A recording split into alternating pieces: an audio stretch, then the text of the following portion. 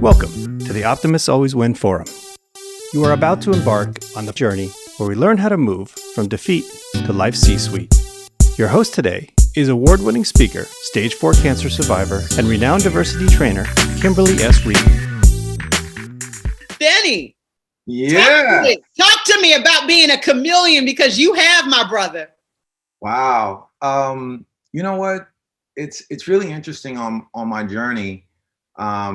Starting what I speak to in my book called On Impact. Nice. Delivering newspapers at 11 years old is probably, my first introduction on, how you have to now be different, right? And you learn that as an 11-year-old collecting money from adults, right? And what you realize very fast is that after people receive a product, right?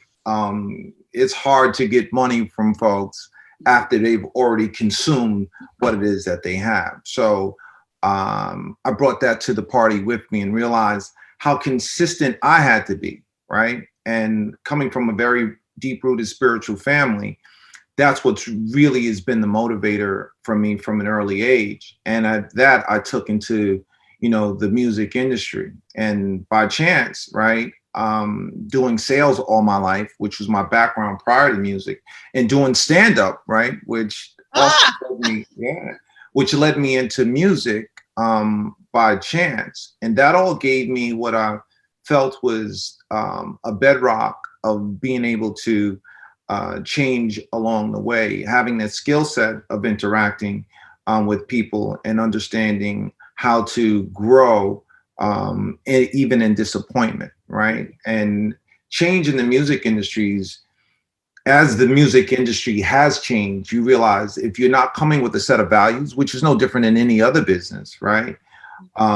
You can go adrift, right? So although you do have to morph into a lot, or what people say is evolve, right? Some things do remain the same. And I think once you identify who you are, it's easier to pivot on the circumstances that present themselves that you have to adapt with, right? So turning into something different or moving with the flow, you need to be anchored who you are first, or you can just be anything and lost. Yeah. Benny, you have a book out. So you've had to Did you write that while you were working? Because I always talk to people, and all of you, with books and that, and have a day job. We have to be a chameleon on many levels there. Mm-hmm. But what was the inspiration behind you infusing this into all that what you're doing, your book? A life-changing event happened in my life that I figured, this is the perfect time. I think it was brewing that I wanted to have a voice this life. I just didn't want to live.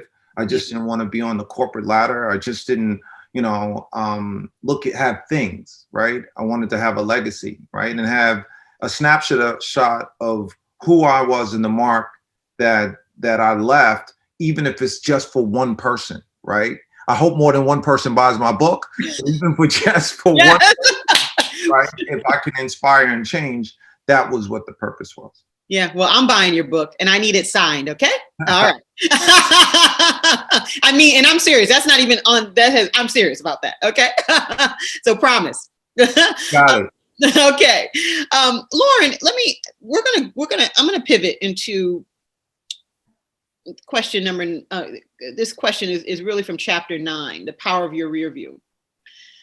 But before I go into that, Lauren, I want you to, if you could, answer both for me, because you have a powerful story. You have, you have this very successful company. You went through a very tough divorce. You had faces, little people looking at you, right? Every day while you were going through this. You had to be a chameleon on so many different levels. And as we transition into the power of your rear view, because I want you to talk about that, and then I'm going to go into the power of your rear view, because there had to be some powerful lessons when you look in your rear view of how you walk through that. Can you talk to us a little bit? Sure. I think that the overriding concept and answer to both of those is fundamentally the same. I was just reflecting on the similarity that all of the panelists have woven into their answers, which is fundamentally about being authentic to yourself. For sure, right? My scenario was both in the corporate world and kind of going through my marriage and then divorce process. The realization that I came to was that in neither of those places was I being truly who I am. I think like many folks, you come into the corporate world, right? I came in and became a general counsel, and I put on a mantle. I put on a personality that I thought would make me successful, and it never felt right. And I did that same thing in my personal life. So I think the key that I've heard from all of the folks on this panel, and that's so inspiring to me, is that really getting down to who you are authentically, and acting as if, coming from that authentic place all the time is the key to success. That's certainly one of the things that I have learned and continue to reflect on.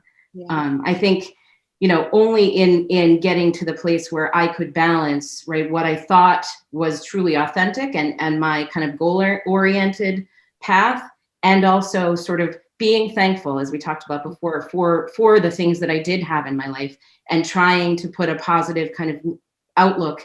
Balancing those two things was really the thing that got me through.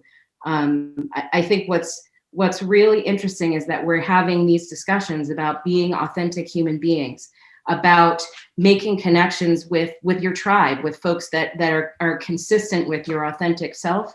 And that, for me, again, that's in my rear view. I would say that kind of looking into myself and figuring out who I wanted to be and how I wanted to show up, and creating a tribe of like-minded folks that were there to support me, who I am extremely grateful for. That is certainly the thing that I take away from that whole process, and what I credit with my ability to move forward and start a new life.